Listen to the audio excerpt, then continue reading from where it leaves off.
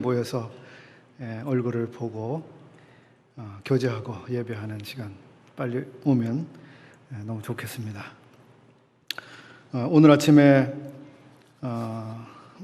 말씀을 교제했는데 오늘 말씀 주제는 소망에 관한 이유를 묻는 사람들에게 그 세 번째 메시지를 오전에 나누었습니다. 그리고 오전 시간에 절반을 나누고요. 오후에 나머지 절반을 또 하려고 합니다. 그래서 오전에 들으신 분들은 이제 오후에 유튜브나 줌이 안 돼서 홈페이지에 올라가는 것을 이제 보시게 되고요. 또 우리 지금 함께 하시는 분들은 이제 오전 메시지를 들으시지 못했기 때문에 오전 메시지는 교회 홈페이지 유튜브에서 들으시고 오후 메시지 이렇게 좀 연결해서 나중에 생각해 보시면 좋겠습니다. 우리가 방금 부른 찬송 가운데 이 쓸쓸한 세상에 참 소망이 되신 주 찬송을 불렀습니다. 우리의 소망 예수 그리스도 이렇게 말씀되어지고 있죠. 우리 주님이 아니시면 어디에 소망이 있고 또 궁극적 소망이 무엇이겠습니까? 네, 우리 주님이시죠. 우리 주님 안에 있는 그 소망들 가운데 우리가 몇 가지를 나누고 있습니다. 그 가운데 오늘 세 번째는 그리스도의 심판대와 성도들이 받을 상급이라고 하는 내용을 나누고 있습니다. 그 오전에 그리스도의 심판대가 무엇인지 또 언제 그런 일이 있게 되는지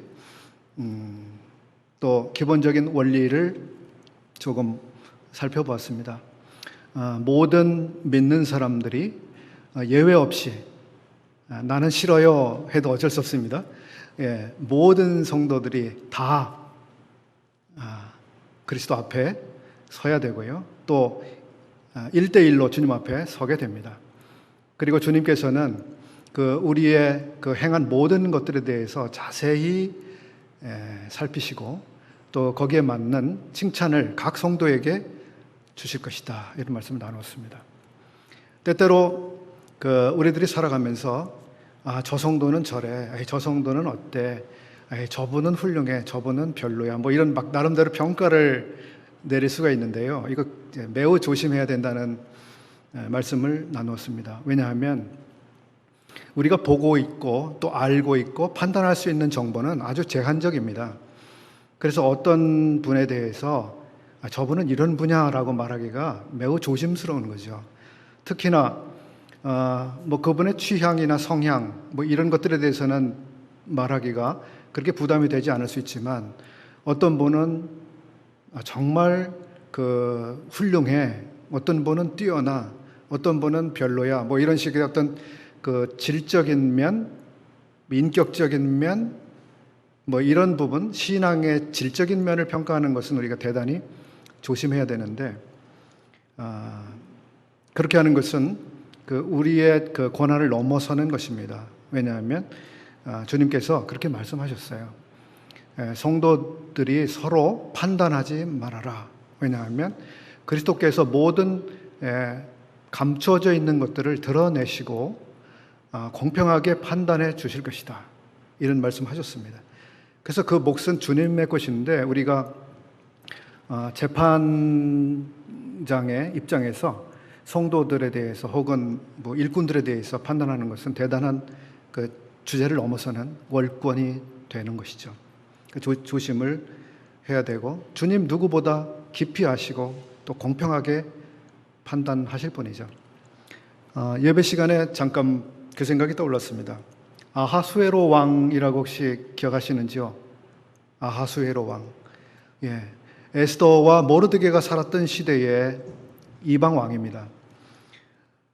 그 왕에게 모르드게라고 하는 사람이 수문장인가요? 그 문지기로 있었는데 그 문지기가 왕을 살해하려고 한다고 하는 첩보를 입수하고 왕에게 알렸습니다. 그 왕이 그 생명을 살리게 됐죠.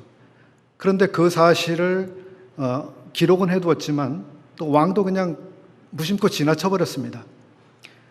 그러는 사이에 하만이라고 하는 사람이 모든 그 대신들 가운데서 신하들 가운데 아주 그 뛰어난 사람으로 이렇게 드러나게 됐습니다. 그리고 그 하만의 마음속에는 그 나라의 최고는 바로 나야, 나. 이런 생각을 가지고 우쭐하는 생각을 가지고 있었습니다. 어느 날 왕의 생명을 살린 그런 사람이 있다면 그 사람을 어떤 식으로 높이고 칭찬하고 보상해야 되겠느냐 이렇게 물었을 때 하만이 자기를 말하는 줄 알고 자기를 높여주려는 줄 알고 가장 그 최상으로 높여서 영광스럽게 해줘야 됩니다. 이렇게 얘기를 했는데요. 그런데 그 밤에 왕의 마음에 자기가 죽을 뻔했는데 누군가 그 사실을 미리 첩보를 알려줘서 자기 생명을 살게 했던 그 사실이 갑자기 생각이 났어요. 그리고 그 사람에 대해서 무슨 그 칭찬과 상급을 내렸는지 이렇게 생각해 보니까 하나도 한 게 없는 거예요. 그래서 그 왕이 그 모르드게의 그 공에 대해서 대단한 치하를 하게 되죠. 그리고 하만이 제안했던 그 모든 그 존귀와 영광을 얻게 하는 것을 이제 모르드게가 얻게 됐습니다. 그런 다음에 하만의 실체가 드러났습니다. 그 사람이 얼마나 교만하고 자만하고 남들을 능멸하고 약소 민족을 그저 다 살해해 버리려고 했는지 낱낱이 드러나게 됐죠. 결국 하만이 장대 위에 자기가 누군가를 죽이려 했던 거기에 자기가 달리고 말았습니다. 이 이야기를 통해서 모든 일들이 명백하게 드러나는 그 시간이 있고 그리고 공정하게 판단돼서 보상이 이루어질 사람들, 칭찬을 받을 사람들에게 칭찬이 이루어지는 그때가 있다 하는 이 사실을 우리가 생각해 볼 수 있습니다. 그리스도의 심판대라고 하는 것은 거기 심판이라고 하는 말이 들어가 있지만 벌을 주기 위한, 그래서 죄를 막 찾아내는 그런 심판이 절대 아닙니다. 오전 메시지를 제가 전하고 어떤 분으로부터 카톡이 왔습니다. 메시지를 듣고 자기 대단히 걱정이 되셨다고. 왜냐하면 벌을 받을 일을 많이 하셨다고요. 그리스도의 심판대는 이를테면 어떤 믿는 사람들의 공적을 철저하게 잘 심사해서 공정하게 거기에 만든 상을 주기 위한 그러한 자리입니다. 여기서 막 죄를 찾아내고 잘못된 거를 찾아내서 뭔가 이렇게 벌을 내리거나 하기 위한 그런 심판이 아니거든요. 믿는 사람들에게 약속된 심판은 우리의 그 죄와 잘못된 이 벌에 대한 그런 것이 아닙니다. 왜냐하면 우리 죄와 벌에 대해서는 이미 우리 주님께서 다 해결을 하셨잖아요. 우리에게는 칭찬을 받을 것인가에 대한, 우리가 주님 어떻게 섬겼는지에 대한 그 공적에 대해서 공정하게 심사해서 거기에 맞는 보상과 칭찬과 영광과 이런 것들을 하기 위한 그 자리가 있는 건데 그것이 바로 그리스도의 심판대입니다. 오전에 세 가지 그와 관련한 주의할 내용들을 교제했습니다. 이제 오후에 네 번째 우리가 그리스도의 심판대와 관련해서 생각해 볼 점을 나누겠습니다. 고린도전서 3장 12절과 13절, 고린도전서 3장을 한번 열어놓으시고요. 눈으로 한번 보시면서 제 이야기를 들어주십시오.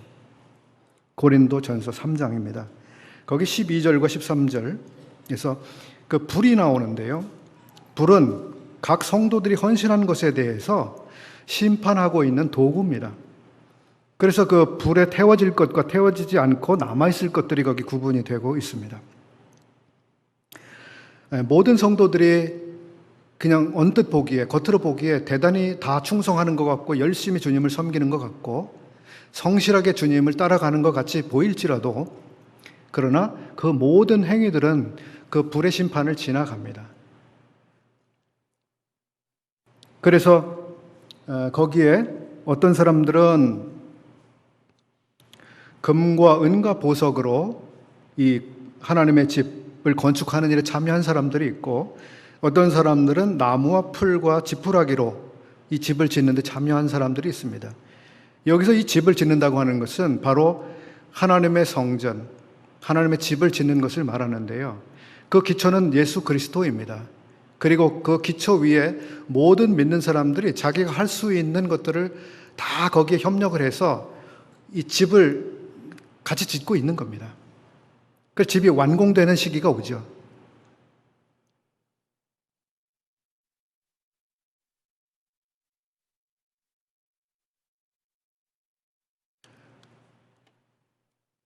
어떤 사람들은 금과 은과 보석을 가지고 와서 그 집을 함께 지었습니다.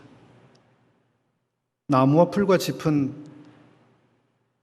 언뜻 보기에는 이 주님의 집을 짓는데 참여한 것 같이 보이지만 그러나 남는 게 없어졌죠.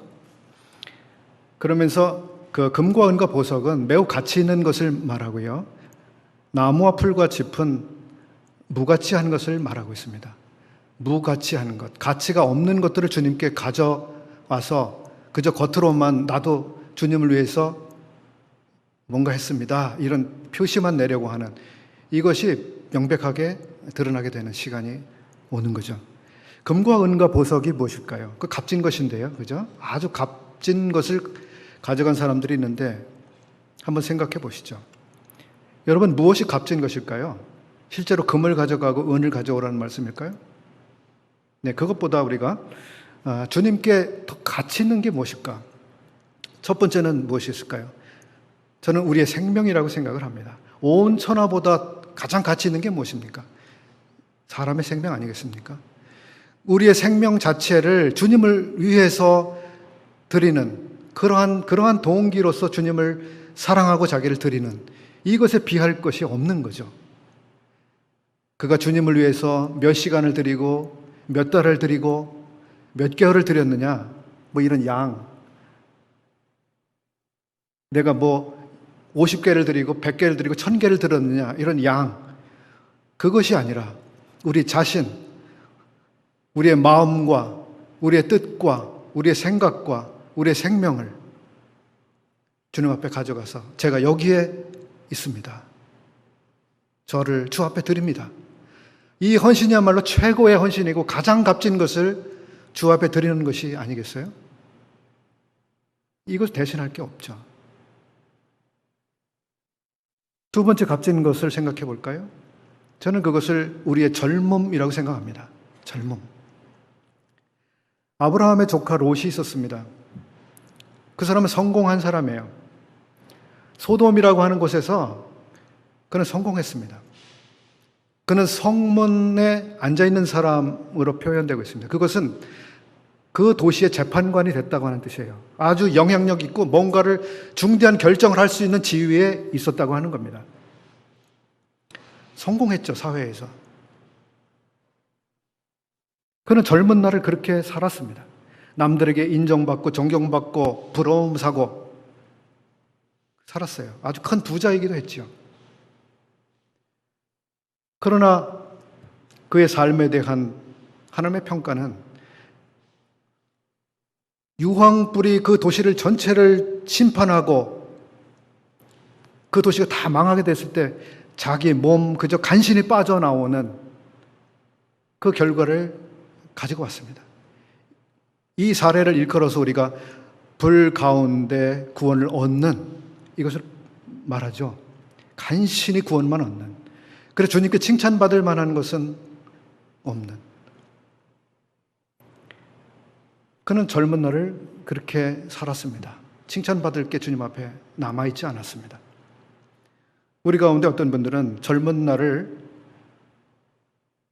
그냥 주님을 위해서는 살아가지 않고 나이가 이제 다 들고 사회에서 퇴직을 하고 이제 주님을 잘 섬겨봐야지, 이런 분들이 혹 계시는데요. 뭐 좋습니다. 우리가 원숙해진 다음에 섬기는 것도 좋죠.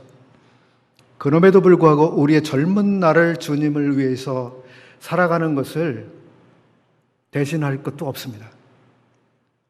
우리의 젊은 시절부터 주 앞에 자기의 생애를 드리는 것, 비교할 수 없습니다. 매우 값진 것입니다.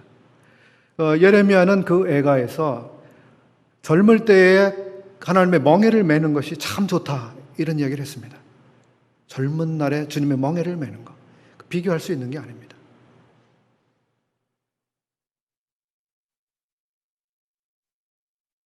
세 번째도 값진 게 무엇이 있을까요? 사도행전에 보면 바나바가 자기의 땅을 팔아서 사도들 앞에 가지고 왔습니다. 그것을 왜 가져왔을까요? 그 당시에 어려운 성도들이 끼니도 해결 못하고 그렇게 살아가는 성도들을 위해서 가져온 거죠. 그 바나바가 참 좋은 행동하는 것을 아나니아와 삽비라가 봤습니다. 그들에게도 밭이 있었습니다.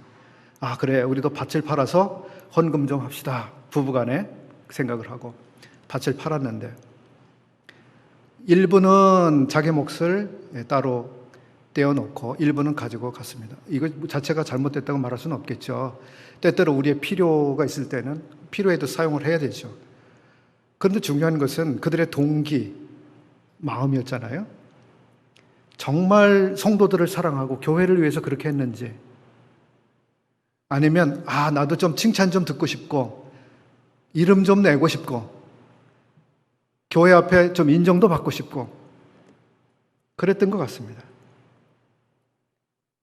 그래서 그들은 겉으로 표시는 남겨놓고 뭔가 자기 몫은 따로 뒤쪽에 이렇게 하고 일부는 또 가져가고, 이것은 주님이 받으실 향기로운 제물이 되지 못했습니다. 그저 오늘날로 말하면 포장지만 그럴듯하게 해가지고 가지고 온 거예요. 포장지만 그럴듯하게. 우리가 자칫 이런 데 조심을 해야 되죠. 자기의 마음 중심은 자기 영광, 자기 자랑거리를 이렇게 생각하면서 은근히 주님께 대단하게 헌신하는 것처럼 꾸미는 거, 이거 정말 주님께 금방 발각될 일입니다. 조심할 일이죠. 하나님이 우리에게 주신 재산은 귀합니다. 우리에게 주신 재물을 하나님께 드려서 성도들을 위해서 쓸 수가 있습니다. 그 얼마나 귀한 일이에요. 우리의 재물을 놀랍게 쓸 수가 있습니다. 그럼에도 불구하고 이걸 이기적으로 자기의 영광을 추구하면서 사용할 때, 이건 아나니아와 삽비라가 경험한 그런 슬픈 결과를 가져올 수도 있습니다. 3장 15절에 보면 공적이 불타면 해를 받으리니, 이런 말씀이 나옵니다. 해를 받는다라고 하는 것은, 해를 받는다, 이거는 잘못했기 때문에 이제 벌을 받는다, 이런 말로 오해하기가 쉬워요. 근데 그런 말이 전혀 아닙니다. 벌은 안 받아요. 왜냐하면 벌은 이미 주님이 받으셨습니다. 해를 받는다는 것은 잘못한 거에 대해서 형벌이나 처벌을 받게 된다는 게 아니라 무언가를 잃어버리는 데서 오는 고통을 말합니다. 자기가 분명히 자기 건데, 자기가 가질 수 있었는데, 소유할 수 있었는데 그걸 아깝게 놓친 거예요. 거의 자기 거가 될 뻔했는데.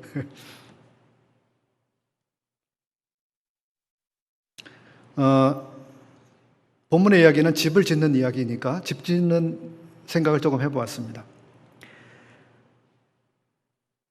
기초가 놓여졌고요. 모든 성도들이 각각 거기에 기여를 해서 하나님의 집이 지어져 가는데, 공력에 대한 심판이 있겠다고 했잖아요. 이 건축에 대해서 저는 이제 아파트를 짓는 생각을 해봤습니다. 여기 상계 아파트 단지가 1단지, 2단지, 3단지 해가지고 한 7, 8단지까지 가나요? 동수로 아마 몇백 개 아파트 동이 될 것 같습니다. 굉장히 많은 아파트들이 있죠.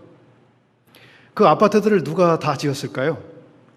그리고 전체에 대한 그 아파트 단지 조성 계획을 하고, 각각 건설회사의 아파트, 1단지는 모모 건설에서 맡아서 하고, B단지는 모모 건설에서 짓도록 하고, C단지는 어떤 건설회사에서 맡고, 그걸 다 이렇게 나눠주고 건축을.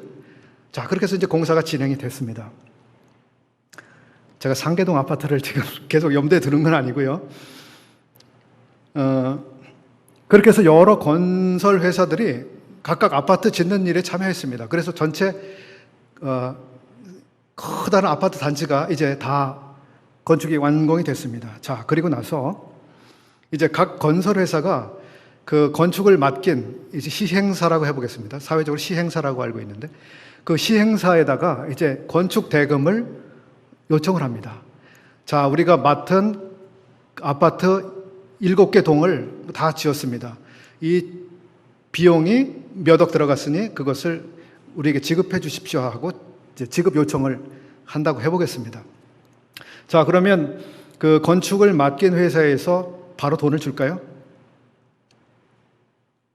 예. 사실을 확인해 볼 거예요. 설계도대로 아파트가 그대로 잘 지어졌는지, 전체적인 뭐 지형, 모양, 크기, 구조, 그 다음에 자재, 이런 거 다 검사해 보겠죠. 그래서 그 건축이 맞춰진 아파트를 일일이 검사를 할 텐데요. 설계도대로 됐는지, 자재는 충분히, 시멘트는, 콘크리트는 제대로 했는지, 뭐 철근은 제대로 튼튼하게 넣었는지 다 그 조사를 할 겁니다. 그걸 뭐 건축 용어로 감리라고 하는 용어를 쓰는 것 같은데요. 그렇게 하고 이제 그 건축을 의뢰할 때는 자, 내부 시설은 아주 고급스럽게 해 주십시오. 거기 인테리어 비용은 평당 얼마 정도로 해서 이런 자재를 해서 이렇게 만드십시오 하고 건축할 때 딱 그게 계약 조건이었습니다. 근데 실제로 확인해 보니까 엉망으로 건축이 된 거예요. 그냥 겉으로는 좋은 자재를 쓴 것 같은데 아주 값싼 메이드인 어떤 이런 나라의 뭐 그런 것들을 그냥 사용을 한 게 드러났어요. 철근도 예를 들어서 뭐 100톤을 넣어야 되는데 50톤밖에 넣지 않았든지 나중에 다 밝혀졌어요. 자, 이 사실을 알게 된 이제 그 건축 시행사가 그 건설 회사에 대해서 지불 거절 통보를 합니다. 우리는 돈을 줄 수 없습니다. 당신들의 공사는 엉망입니다. 오히려 당신들은 이 공사를 이렇게 망쳐놨으니까 우리한테 손해를 배상해야 됩니다. 이렇게 됐어요. 그래서 그 공사는 맞춰졌는데 공사 대금을 하나도 이제 못 받게 된 거예요. 그뿐만 아니라 잘못하면 손해배상을 하게 되고 그 건설회사는 신용도가 아주 땅에 뚝 떨어졌습니다. 아무도 이제 그 건설회사에 공사를 맡기지 않는 상태가 됐습니다. 자, 이 이야기를 제가 드렸는데요. 우리가 주님을 섬기는 이 일에 있어서 외형적으로 우리가 뭐 할 것을 하고 이것도 하고 저것도 하고 저런 것도 해보고 다 해서 주님을 섬기는 것 같았고 우리의 생애가 다 같다고 그래 주님 앞에 섰다고 가정해 보겠습니다. 주님, 제가 이것도 하고 저것도 했습니다. 이런 것도 참여했습니다. 이렇게도 섬겼습니다. 주님이 자세히 살펴보시니까 얘야 너는 모양만 냈구나. 네 마음은 딴 데가 있었구나. 겉으로만 그럴듯하게 했구나. 그런 부실공사의 흔적이 우리 삶에서 얼마나 많이 나타날까. 당황스러운 상황이 우리 앞에 펼쳐질 수 있습니다. 그리스도의 심판대를 우리가 이렇게 배우는 이유는 그것이 소망이 되면서도 우리가 정말 상을 받기 위해서 우리가 무엇을 주의해야 되는지를 잘 생각해 보기 위한 것입니다.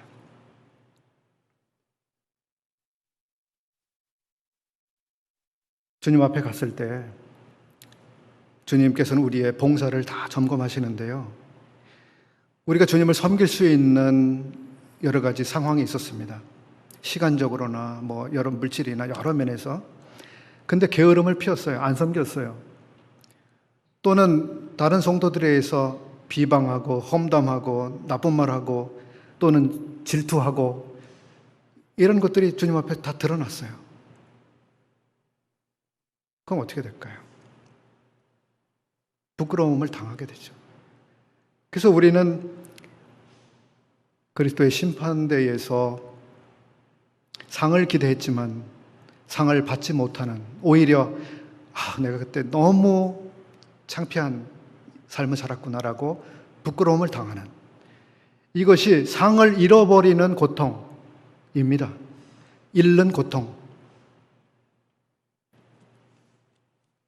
무언가를 잃어버리는 그 고통.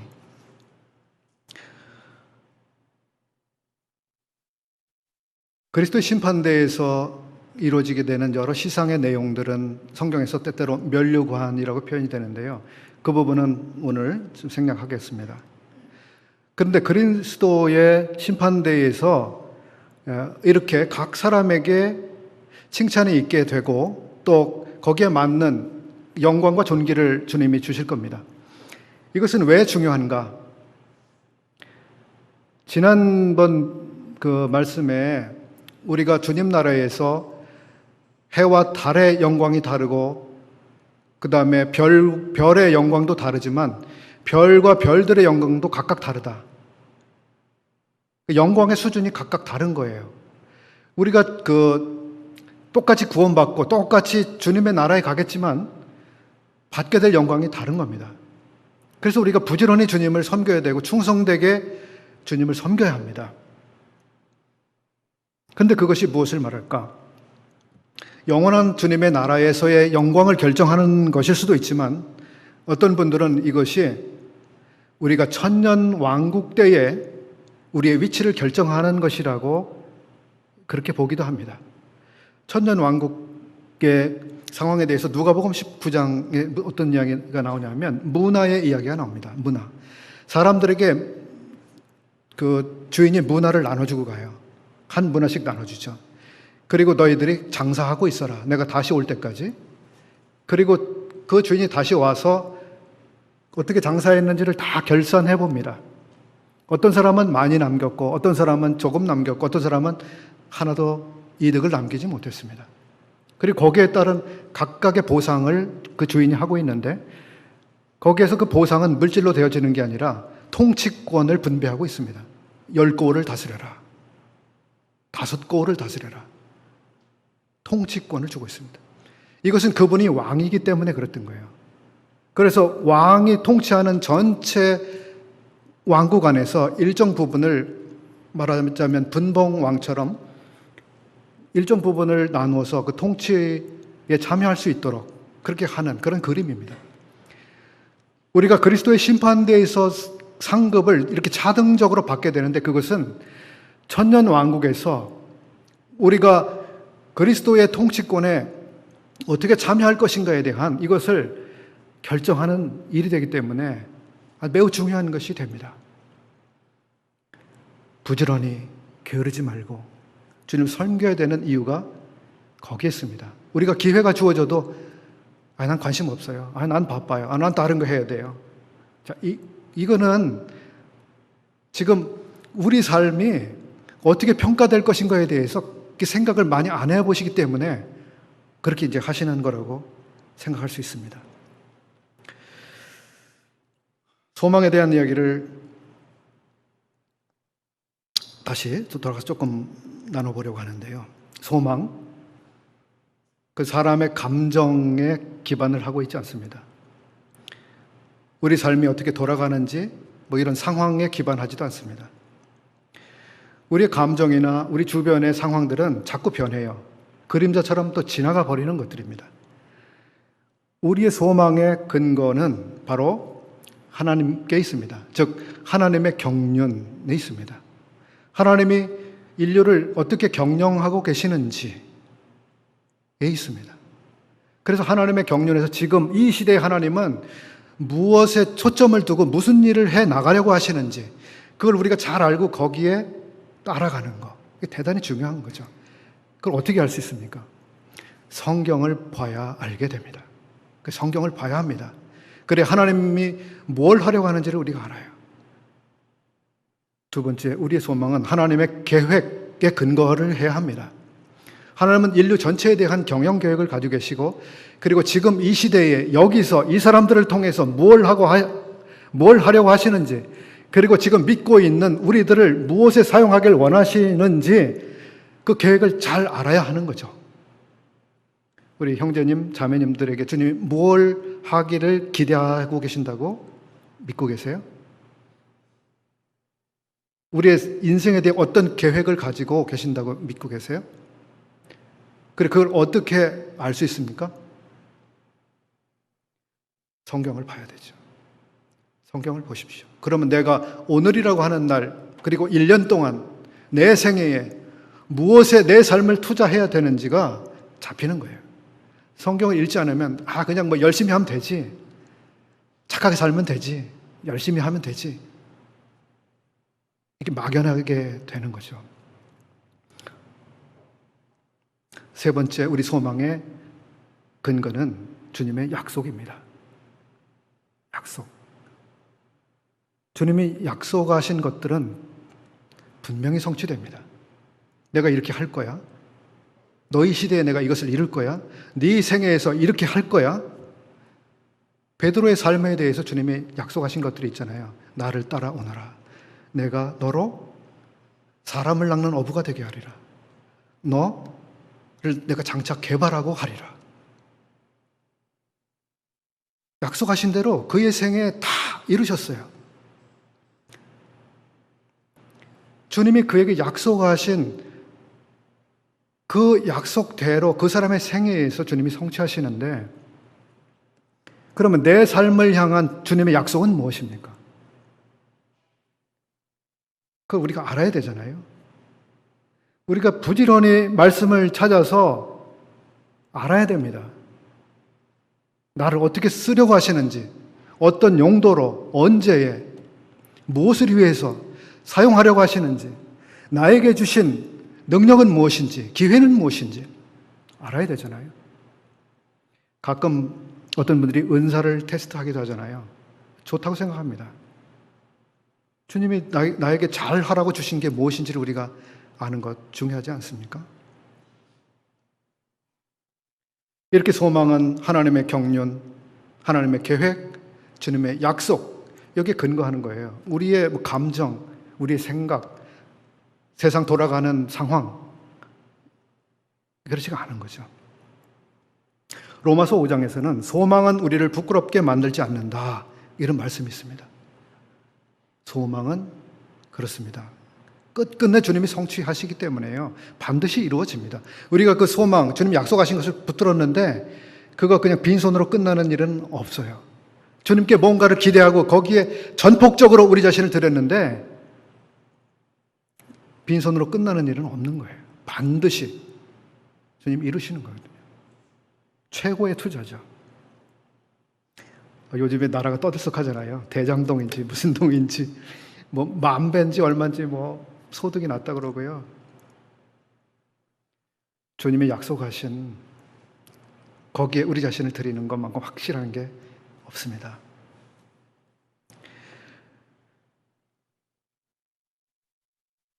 엠마오로 가고 있던 두 제자 생각을 잠깐 해보겠습니다. 그 제자들이 어떻게 어디를 향해서 가고 있었습니까?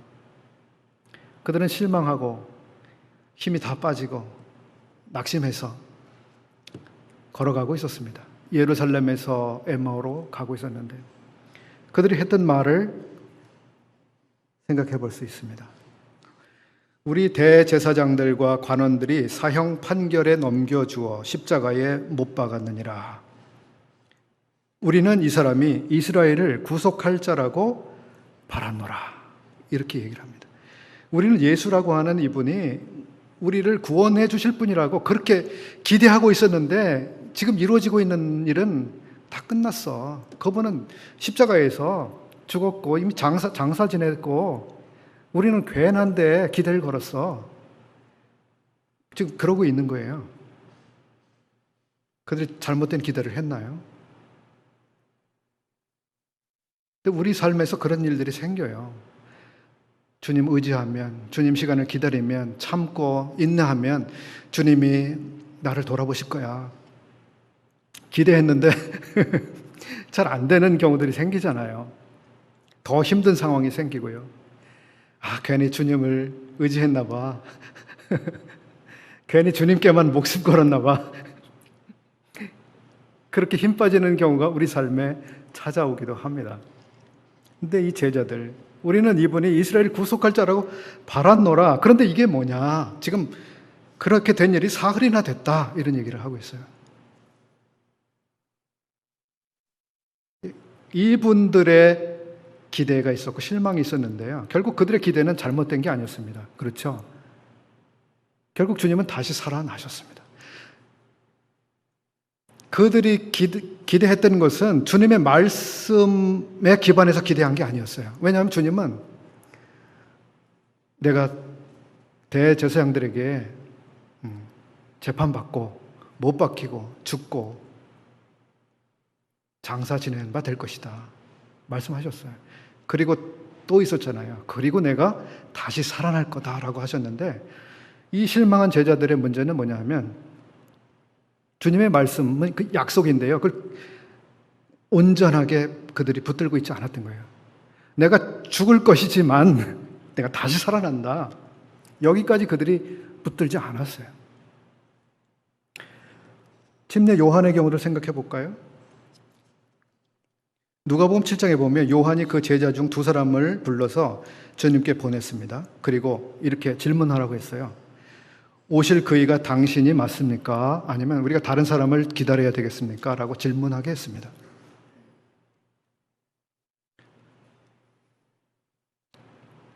그 침례 요한이 누구였습니까? 보라, 하나님의 어린 양이로다 선언했던 사람입니다. 보라, 세상 죄를 지고 간 하나님의 어린 양이로다, 그 증거했던 사람입니다. 저분은 하나님이 보내신 어린 양이야. 우리 죄사함을 위해서 보내주신 분이야. 그 증거했던 사람인데 지금 우리가 다른 사람을 기다려야 될까요? 마음이 이렇게 낙심이 돼 있어요. 우리 중 누구도 사실 그런 상태로 빠질 가능성은 있어요. 누구든 가능성이 있습니다. 여러 번 우리가 곤두박질 치는데요, 믿음이. 그분은 또 이런 얘기도 했어요. 그는 흥하여야 하겠고 나는 쇠하여야 하리라. 주님은 높아져야 되고 성공해야 되고 계획이 다 이루어져야 되는데 나는 계속 낮아져야 된다라고 자기가 그렇게 말을 했는데도 막상 자기가 지금 쇠해지는 거거든요. 잡히고 갇히고 이제 희망이 없는 캄캄한, 자기가 쇠해져야 하리라라고 말해놓고 자기가 쇠해지니까 어떻게 해야 될지를 모르는 거예요. 아마 이랬는지도 몰라요. 내가 괜히 믿었나? 잘못 기다렸나? 그분이 아닌가? 이런 거죠. 저는 그분들에 대해서 뭐 비난하거나 그럴 생각은 없어요. 정말 동정이 되죠. 누구든 그럴 수 있습니다. 엠마오로 가던 제자들이나 침례 요한이나. 중요한 것은 우리의 믿음의 기초를 어디에 놓느냐. 반드시 주님의 약속을 잡고 주님의 약속의 기반 위에서, 그분이 약속하시는 것이라면 지금 상황이 불리하게 돌아가도 반드시 그 일이 이루어진다.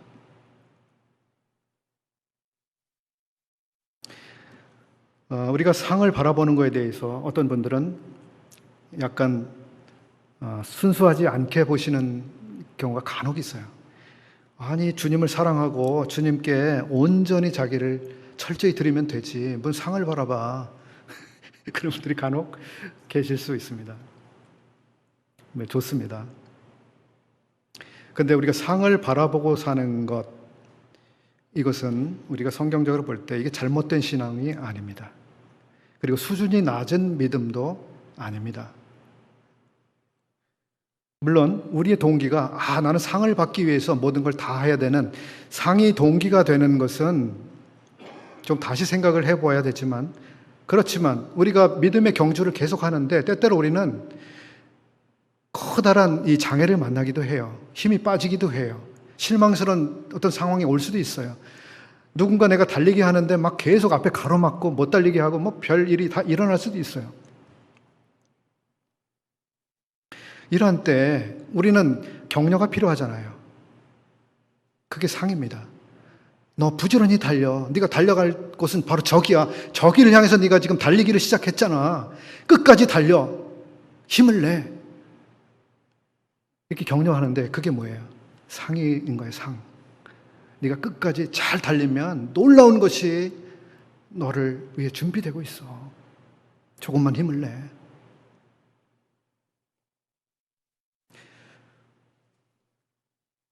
마태복음 19장에는 베드로가 주님께 질문했던 질문이 있고요. 주님이 답 주신 게 있어요. 베드로가 이렇게 주님께 질문을 했습니다. 보소서 우리가 모든 것을 버리고 주를 따랐습니다. 그런즉 우리가 무엇을 얻겠습니까? 이렇게 질문했어요. 베드로는 자기 걸 버리고 주님 쫓았잖아요. 배도 버리고. 그죠? 주님이 대답하셨어요. 내가 진실로 너희에게 이르노니 세상이 새롭게 되어 인자가 자기 영광의 보좌에 앉을 때에 나를 따르는 너희도 12 보좌에 앉아 이스라엘 12지파를 심판하리라. 재판하리라. 즉 통치한다는 뜻입니다. 베드로가 질문했는데 주님이 야, 너 뭐 그런 걸 물어봐. 나를 사랑하고 날 따라오면 되지. 이렇게 퉁명스럽게 하지 않았어요. 우리가 무엇을 얻겠습니까? 이렇게 질문하니까 내가 진실로 너에게 말한다. 이건 사실이야. 분명한 사실이야. 너처럼 모든 것을 버리고 나를 따라온 사람들에게 거기에 맞는 보상이 있을 거야.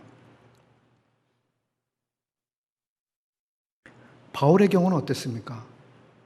바울은 누구보다 이 상급에 대해서 명확한 생각을 가지고 살았습니다. 내가 선한 싸움을 싸우고 나의 달려갈 길을 마치고 믿음을 지켰으니 그의 생애 내내 그는 선하게 싸웠습니다. 나쁜 방법으로, 나쁜 동기로, 나쁜 의도로, 비열한 방식으로 그는 싸우지 않았습니다. 선하게 싸웠습니다. 자기가 어떤 길을 달려가야 되는지 그는 명확히 알았습니다. 교회에 기초들을 어떻게 놓아야 되는지, 교회들을 어떻게 세워가야 되는지, 복음을 어떻게 전해야 되는지 그걸 다 알았습니다. 자기에게 맡겨진 일을 다 했습니다. 그리고 그가 이런 이야기를 합니다. 이제 후로는 나를 위하여 의의 면류관이 예비되었으므로 주 곧 의로우신 재판장이 그날에 내게 주실 것이며 이렇게 말씀하고 있습니다. 이 편지를 한 게 디모데 후서거든요. 디모데에게 쓴 편지예요. 왜 바울이 디모데에게 그 편지를 하고 있었을까요? 그 이야기를 했을까요? 디모데는 건강이 좋은 사람이 아니었어요. 에베소에서 사역하고 있는 사역자였습니다. 그는 나이가 많지 않았어요. 그는 성격이 내성적이었어요. 커다란 교회 안에 문제가 일어나고 막 과격한 사람들이 막 거칠게 한다든지 이러면 막 어쩔 줄 몰라 하는 그런 성격의 사람이었어요. 그런 사람이 목회를 하고 있었는데 막 힘도 빠지고 낙심할 만한 상황이죠. 그 디모데에게 사도 바울이 말하고 있는 거예요. 나는 내 싸움을 싸웠다. 달려갈 길을 달려갔다. 그리고 그게 끝이 아니다. 나를 위하여 면류관이 예비되었는데 내가 그렇게 달린 것처럼 너도 지금 그렇게 달리면 되는 거야. 너도 그렇게 달려. 나처럼 그렇게 달려. 네 싸움을 싸워. 하고 지금 격려하는 거거든요. 자기의 상급을 자랑하기 위해서 지금 말하는 게 아니에요. 디모데를 격려하기 위해서 말하고 있는 거죠. 모세의 경우도 한번 생각해 보겠습니다. 모세의 삶에 대해서 히브리서는 그가 무엇을 추구하며 살았는지 이렇게 말씀하고 있습니다. 믿음으로 모세는 11장 26절을 보겠습니다. 그리스도를 위하여 받는 수모를 애굽의 모든 보화보다 더 큰 재물로 여겼으니 이는 상 주심을 바라봅니다. 상 주심을 바라봅니다. 모세가요, 괜히 기득권을 포기한 게 아닙니다. 애굽에 가만히 있었으면 그 왕좌가 자기한테 옵니다. 그 당대 최고의 나라 아닙니까? 최고의 학문, 최고의 그 번영, 최고의 권세, 어느 나라든지 굴복시킬 수 있는 그 힘, 그 왕권을 자기가 갈 수 있는 거예요. 제1인자가 될 수 있는 게 확실했어요. 포기했습니다. 왜? 주님께서 주실 상에 비하면 그건 아무것도 아니라는 걸 그는 생각했던 겁니다. 그리고 그 상은 거저 얻는 게 아니었잖아요. 하나님의 백성과 함께 고난을 받아야 하는 그 과정이 그에게 있었습니다. 그래도 자기는 그 상을 추구했습니다. 우리가 상을 바라고 달려가는 거? 이게 신앙의 격려에 대단히 중요합니다.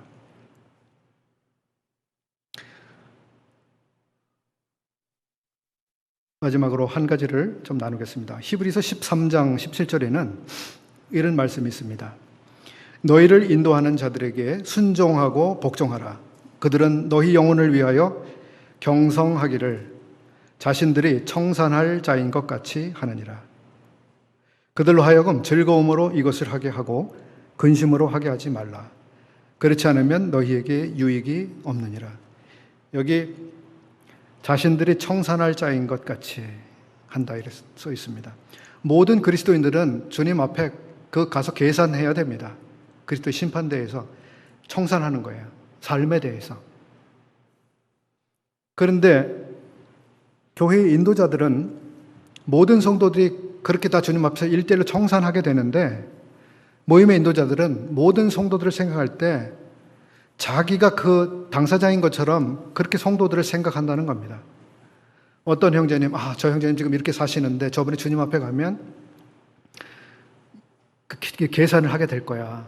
근데 저분이 어떤 칭찬을 받으실까? 얼마나 칭찬을 받을까? 저 형제님이 좀 더 칭찬을 더 받게 하려면 어떻게 하면 좋을까? 저 자매님 지금 열심히 살아오시고 힘들지만 정말 신앙생활 잘해 오셨어. 칭찬이 있을 텐데 어떻게 하면 저 자매님이 더 칭찬받을 수 있을까? 그 고민을 모임의 인도자들은 한다는 거예요. 이 이야기를 제가 드리는 이유는 모든 성도들은 주님 앞에 가서 이 청산 절차, 계산을 하게 되는데 각자 열심히 그 주님이 주신 약속을 따라서 그렇게 살아가셔야 합니다. 그러면서도 모임 안에서는 모임의 인도자들이 성도들에게 어떻게 하면 저 성도가 더 많은 상을 받을 수 있도록 도와줄 수 있을까? 그런 점들을 고민하고 기회를 만들어 드리고 격려하고 용기를 드리고 이런 것들을 하고 있다고 하는 거예요. 모임의 인도자들에 대해서 우리 교회는 아닙니다만 이러쿵 저러쿵 흉을 보는 그런 성도들이 있는 경우도 듣습니다. 어떤 경우는 본인이 나이가 더 많다고 하는 이유 때문에 모임의 인도자들을 막 하대하는 이런 무례함도 볼 수도 있습니다.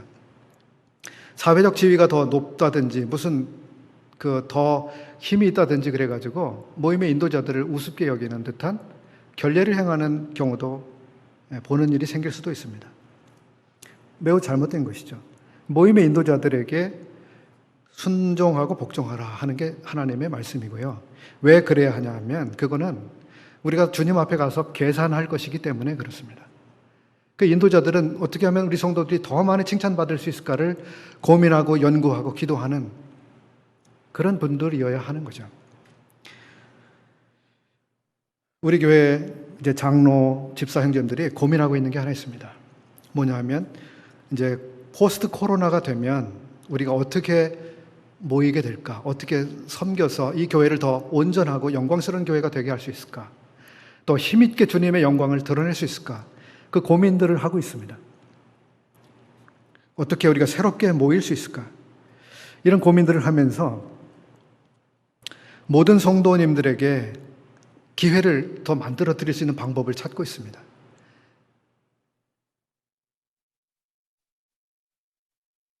어떻게 하면 더 봉사할 수 있는 기회들, 시간들을 만들어 드릴 수 있을까? 그래서 그런 연구를 하고 있는데요. 만약에 이제 코로나 상황이 좀 종료가 되고 모임의 일꾼들이 우리 성도님들께 뭔가를 권해드리고 기회를 드리게 될 때 사양하지 마시기 바랍니다. 저희들이 지금 생각하는 것은 모든 성도가 적어도 한 가지 일에 봉사하는 이것을 지금 생각하고 있어요. 예를 간단히 들어볼까요? 우리 교회에서 코로나 전에 이제 주일날 모든 일들이 마치고 귀가하시게 되는데 노 성도님들이 전철역을 가야 돼요. 근데 거기에 셔틀을 매주일 해주실 분을 찾았습니다. 근데 딱 한 분이 자원하셨습니다. 그래서 몇 년을 그 형제님이 하셨습니다. 다른 분들은 더 나서지를 않으셨습니다. 우리 교회에 그 주차 관리를 매주일 누군가는 해야 됩니다. 어떤 분들은 2년도 하고 3년도 하셨어요. 어떤 분들은 더 오래 하시기도 하고요. 힘들어요. 겨울엔 춥습니다. 여름엔 막 땀이 나고요. 그리고 한번 시작하면 몇 년 동안 해야 된다는 사실 때문에, 부담 때문에 잘 자원을 못 하세요. 그래서 이런 일 좀 도와주세요 해도 누군가 선뜻 못 하시는 거죠. 근데 이런 기회를 드리면 좀 응해 주세요. 그럼 제가 1년만은 하겠습니다. 저는 2년 정도는 할 수 있겠습니다. 기한을 정해서 하셔도 좋습니다. 어떤 분들은 여기 물컵을 갖다 놔요. 이거 작은 일 같으시죠? 1년 동안 맡아서 해보세요. 칭찬이 있는 거예요. 어떤 분은 저는 1년 동안 1층에 있는 쓰레기통을 매주 한 번씩 청소하겠습니다. 자, 그렇게 한 번 있다고 생각해 보십시오. 저는 1층은 못하지만 2층은 하겠습니다. 저는 매주일 여기 마이크 설치하는 거 제가 1년 동안만 협력해서 하겠습니다. 제가 기술도 없고 그렇지만 조금 협력해서 그 정도는 할 수 있겠습니다. 하는 거죠. 어떤 분들은 제가 뭐 특별한 건 없지만 운전은 제가 좀 잘해요. 그러니까 제가 1년 동안 운전을 해드리겠는데 그 중에서 외부에서 누가 손님이 오시면 그분들을 모시고 다니는 숙소까지 이건 제가 1년 동안 맡아서 하겠습니다. 이런 걸 하실 수도 있겠죠. 하실 게 수없이 많아요. 이제 이런 것들을 좀 자세히 나중에 안내를 해드릴 텐데요. 그때 꼭 하세요. 꼭 하세요. 이게 칭찬받을 일이에요. 여러분들이 상급 받으실 수 있도록 여러분에게 그런 것을 만들어 드리는 거거든요. 기회가 왔는데 그렇게 하지 않는다. 상을 잃는 아픔, 상을 잃는 아픔이 있을 거예요. 그러니까 여러분, 우리가 코로나가 빨리 끝나기를 함께 기도해 주시고, 우리가 주님을 멋지게 섬길 날을 또 기다려 주시고, 주님, 제가 무엇을 할 수 있을까요? 제가 비록 이렇게 작은 일밖에 할 수 없겠지만, 그거 제가 1년 동안만 해보겠습니다. 얼마나 멋집니까? 얼마나 주님이 기뻐하시겠습니까? 얼마나 교회가 변화가 일어나겠습니까? 그런 분들이 여기 가득해 보세요. 무엇이 부족하겠습니까? 주님이 우리 모두를 도와주시고요. 각 사람에게 칭찬해 주실 그때를 우리가 손꼽아 기다리고 기대하는 성도들이 되시길 바랍니다. 감사합니다.